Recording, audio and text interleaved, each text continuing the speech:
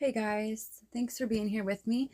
I have something to share and only a little bit of time to get that across. So, this document that I'm going to be reading about, it outlines the health, psychological, ethical, and social dangers of prolonged isolation and deprivation in correctional facilities.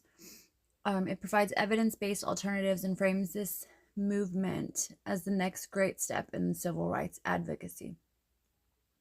Most people will live their entire lives without ever pausing to consider what happens behind the walls of our prisons. Out of sight, out of mind, until we choose to look closer. Behind those bars, countless human beings endure conditions so harsh, so isolating, that they strip away not only freedom, but dignity, health, and hope. Did you know that a single arrest can set off a chain reaction in the body and mind, raising the risk of stroke, heart attack, and even brain injury? The trauma of arrest and confinement can trigger post-acute stress disorders, shell shock symptoms, and PTSD, conditions that often last a lifetime. Studies show PTSD doubles the risk of stroke and increases heart attack risk by 40%. Isolation and deprivation can shrink the brain's memory center, impair cognition, and lead to premature death. One moment of arrest can become a lifetime of suffering. Today we stand at a crossroads. The mission before us is clear: to transform silence into awareness, indifference into empathy, and injustice into profound change. This is not merely a campaign, it is a movement to confront the ethical, moral, and human rights crisis of inhumane incarceration practices, a movement to demand alternatives that heal rather than harm, a movement that will be remembered as the next great step in the civil rights era. Let us raise our voices for those who cannot. Let us shine light where darkness has prevailed. And let us commit together to building a system that values humanity over cruelty and justice over vengeance. Prolonged isolation and deprivation, such as denial of sunlight, fresh air, and human contact, are systemic harms disguised as justice. These practices violate human rights, destroy lives, and perpetuate cycles of poverty and crime. Even one arrest can trigger lifelong health consequences, including cardiovascular disease, PTSD, and cognitive decline. Humane alternatives exist that achieve safety without cruelty. Many critics believe that the current model for our criminal justice system in America breaches the UN Convention Against Torture and the constitutional protections against cruel and unusual punishment. These practices undermine principles of dignity, fairness, and rehabilitation central to justice systems, causing citizens concern about revenue-driven factors, prioritizing income generation over human life and true rehabilitation. Children are a hidden victim when incarceration strikes communities and family. They see increased behavioral issues, broken relationships, profound grief, mental and emotional health concerns, academic failure, and prolonged trauma. Communities are also harmed. Disproportionate impacts on marginalized groups perpetuate cycle of poverty, mental health crisis, social and economic instability, poor morale, and crime. Workforce reintegration challenges. Extended isolation erodes employability and social functioning, fueling recidivism. Philosophical and civil rights perspectives. Punishment without rehabilitation contradicts societal ethics and civil liberties. Activists equate prolonged isolation to psychological suffocation, demanding abolition of extreme confinement and practices that mirror deep abandonment and neglect. Alternatives to torturous and unreasonably long sentences that illustrate a lack of knowledge regarding the inhumane conditions and the slow, agonizing passing of time behind bars, like restorative justice programs, reduce arrest rates by over 40%, prioritizing healing and accountability. Community-based rehabilitation is available, education, mental health treatment, community services, fines, and diversion programs outperform punitive models, promote trust and relationship building, and build stronger allies for future crime prevention. Well, our system and nation was built on the Constitution. It was also founded on philosophical principles and morality, of course, from both religion and from the ancient Greek and Roman world. We still see a lot of that influence today. We rely heavily on the Civil Rights Act as well, but what people don't realize is just how much we're still being impacted by the most, well, I won't say recent, but one of the most profound acts of the criminal justice system, the Violent Crime Control and Law Enforcement Act of 1994, which was passed by Bill Clinton at the time while he was president. That act is criticized for contributing to mass incarceration, particularly due to its 3 strikes provision, funding for prisons, and policies that led to harsher sentencings. Other significant shortcomings include expanding the death penalty to new federal crimes and allowing more juveniles to be prosecuted as adults. These aspects have been linked to disproportionate impacts on communities of color and a surge in the prison population that some argue was not effective in reducing crime at all. Furthermore, of greatest concern is this policy's philosophical shortcoming and tragic implications for human and civil rights. This act seems to have been a large and massive step backwards in human society and development, and really seems to have contributed to a mass division in police and civilian engagements and in the way that the rest of the world thinks about and interacts with people who have been involved with the justice system. This act is seen widely as a major contributor to the increase in the U.S. prison population. It authorized billions of dollars to states for building more prisons, provided that they passed truth in sentencing laws that required offenders to serve a large portion of their sentence. The 3 strikes provision mandated life imprisonment for a 3rd violent felony, a harsh sentencing measure. The bill is criticized for exacerbating racial inequalities, with significant disparities existing between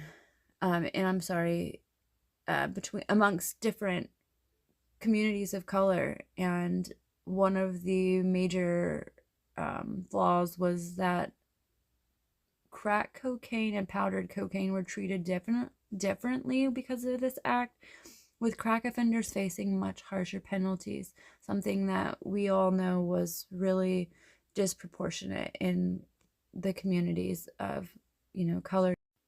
I think one of the greatest tragedies about what we're experiencing in the criminal justice system is just how little awareness there is for what is going on behind bars. I think there's extreme bias and discrimination, and then there's also the factor that people are so separated from what's occurring there. Most of us don't consider it. We don't think about it. We don't really concern ourselves with it, because if it doesn't involve us, then why should we, or how could we, be so active and understanding? And so I think it's extremely disheartening to see that you don't really hear about it. You don't really know about what's going on unless you know somebody who's been there, unless you have experienced it, or, you've just had some bizarre interest in it that led you to it. And so I think that's extremely troubling. It's something that, to me, as a student of philosophy, behavior, religion, anthropology, the study and culture, basically, of human development, biology and science and all this, I've always been somebody who probes and wonders, and why is this happening? Why did that occur? What can we do differently? What did we do wrong? And so I'm always thinking about these things, and I'm grateful for that. This deep reflection has really shown me that this system is so far behind the rest of our nation that it's actually quite scary.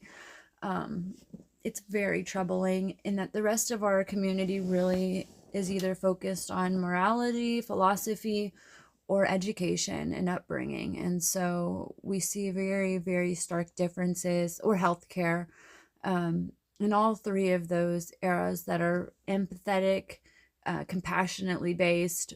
When you're dealing with the law enforcement and judicial system, criminal justice system, it feels a lot less like that.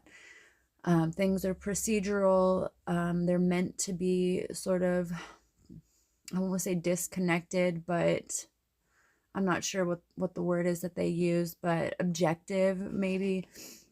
But sadly, this is creating really cold, harsh environments that are just unreasonable. Sentence length periods show an obvious disconnect for understanding what's really happening and what people are really going through. What's particularly upsetting is when those individuals are claiming innocence and having to endure the process anyways. Sadly, what ends up happening a lot is that those who even claim innocence end up with taking a plea deal or something to get out of these torturous conditions.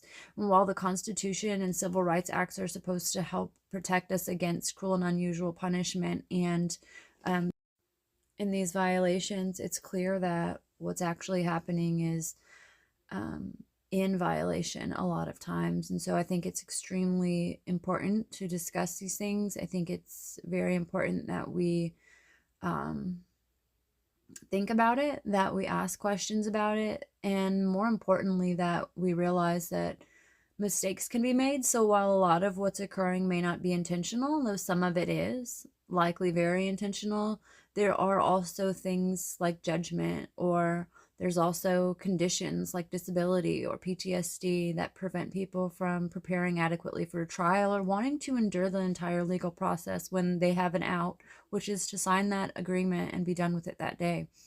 And so I think it's very important that we start addressing things, start talking about it. I'm interested in actually doing a study to see about who has had involvement, who has experienced going to a criminal court proceeding or misdemeanor offense proceeding. What was your experience with that? Did you feel like you were given justice? Did you feel like discrimination played a factor? Did you feel like there were a million different things that prevented you from getting justice, like what we often hear and see and feel? I think, again, that the best thing that we can do, I feel like, it's a time where society is shifting in a way. There are always new generations rising up into seats of power and government and leadership. And I think that this is a generational time for me and, people my age, about in their 30s. And it's very exciting to see. I feel very compelled to use my background, education, experience, and of course, ministry is a big part of that, and human rights, as well as parenting and just that deep, deep care and consideration that comes with being a mother. And so I think it's really important that we stress that there's a really big disconnect here in what's happening. And I think that one factor is true crime. There's a true crime bias, is something that I've kind of observed and labeled, and that is that prosecutors, enforcement, and judges are concerned with true crime. They want to stop serious, offenses. They don't want any kind of, killing, murder, rape, violence like that.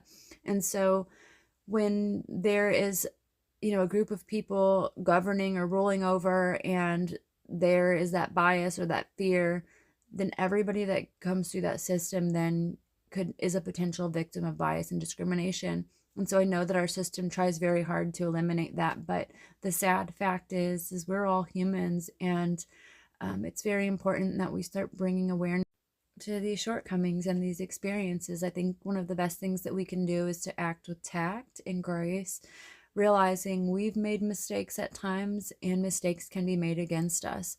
I think this work and these realizations and this campaign is best summed by one quote that I have found, and it is that there is a way that seems right to man, but the end of it is death. And that quote is so powerful. It says that, to me, it says that even those who think they're doing the best and doing the right thing can make decisions that will result in a fatality. And so none of us are exempt of that. And that's something so important to realize, is that no matter where you sit, no matter where you are as equal of making a mistake as the next person. No matter how hard we're trying, we're all capable of making a judgment call that's incorrect, or forcing someone to endure something that is beyond what they deserve or their scope or capability of handling. And so I'm very passionate about this work, and I'm so grateful that I had a background in psychology and in philosophy and in religion and ministry and care and parenting and caretaking, and writing and sharing and speaking and public speaking. And so I'm very, very excited to share this brief but very concise campaign for awareness and, empathetic engagement with the public. Um, because sometimes it's feeling a little bit like there's some kind of war against either side, against police or against, those involved in the criminal justice system. And it's very hard not to get caught up in some of it somewhere. And so the best thing we can do again is to handle these situations with tact and grace and speak. And what I want to say is just that this system is so far beyond the principles of what is true. That foundation of the law is more of an anthropological springing or ideal that was birthed from moral conscience and consciousness,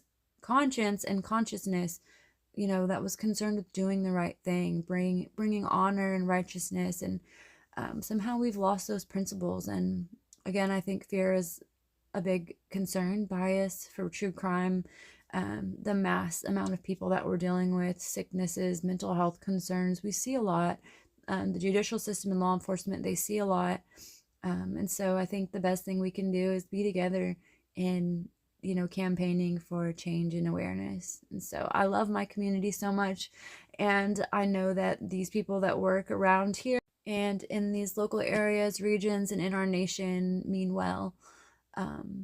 But there's still some shortcomings and things that are fatal. And so I love that we have that freedom to speak and share our concerns or vote or campaign or lobby, whatever that may be for you. So that is my educated perspectives. I'm very concerned with how these practices can lead to cognitive damage, brain damage, traumatic brain injury, social and emotional damages, hurts.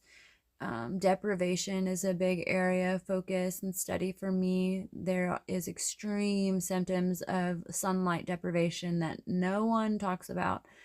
And those kind of things can create symptoms of seizures and psychosis, even psychotic episodes, strictly from being deprived of sunlight and oxygen. Our eyes, the receptors in our eyes, are used to seeing the sunlight every day. And to just be closed away into a jail cell, that is a stark,